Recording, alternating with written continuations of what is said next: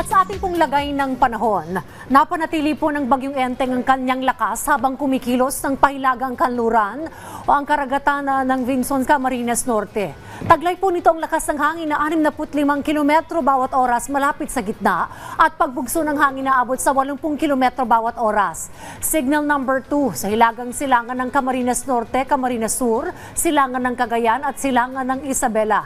Signal number 1 naman sa katimugang bahagi ng Batanes, silangan ng Kalinga, silangan ng Mountain Province, silangan ng Ifugao, nalalabing bahagi ng Cagayan kasama ng Babuyan Islands, nalalabing bahagi ng Isabela, Quirino, silangan ng Nueva Vizcaya, Aurora, Hilaga at katimugang bahagi ng Quezon kasama ang Polillo Islands, nalalabing bahagi ng Camarines Norte, Camarines Sur, Albay, Sorsogon at hilagang bahagi ng Masbate kasama ng Ticao at Burias Islands. Signal number 2 din sa Northern Samar.